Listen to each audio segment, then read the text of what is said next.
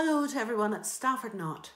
I'm Liz Weir and just wanted to send greetings to you and a story which I think might help people at this time. It's one of my favourites. A farmer and his wife lived close to me here in the Glens of Antrim, though many years ago. Everything was going wrong and the farmer was depressed, though in those days you didn't talk about depression. We'd just say he just wasn't at himself. For a start, the cow wasn't given the proper yield of milk. The chickens weren't laying eggs as they should. All the fences were broken down. He was just down, very down. And one day he and his wife were sitting, having a bit of lunch, just potatoes and buttermilk, when an old tramp wandered in. Now in those days, you didn't keep a door locked. Men and women of the road would happen along, and of course they offered him food and hospitality. That's what we do in Ireland.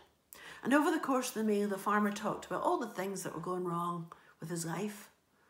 When the tramp got up to go, he said, "Listen, I'd like to thank you for your kindness.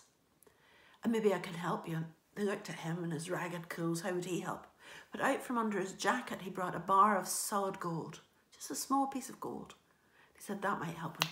He turned and was gone. The farmer's wife said, "What are we going to do with this?"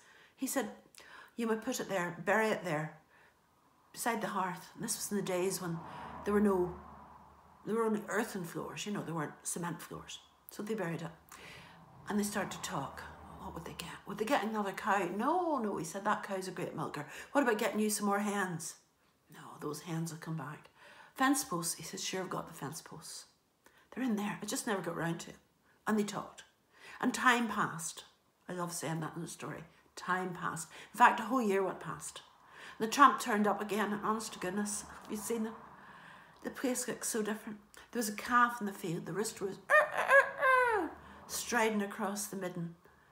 The fences were all painted up. Even the house looked brighter. And this time when he came in, meat and two veg.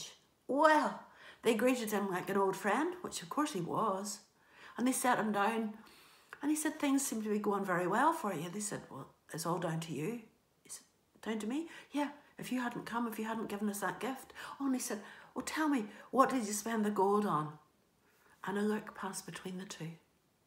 And they smiled, and the farmer said, No, we didn't spend it at all. It's still buried there where we left it. All we needed was a little bit of a lift. And that's what you gave us." And the tramp man shook his head and said, "Do you mind if I take it with me? Maybe the next place I go, somebody there will want a wee bit of a lift." And isn't that how it is for all of us at these times? It's not necessarily somebody telling you can get this grant or that grant. Somebody phoning you up saying, "Look, when we get out and about, I'll meet you. We'll go and have a cup of coffee. We'll have a favourite meal. Or sure, just tell me a story over Zoom." So that's the story. I call it a wee lift.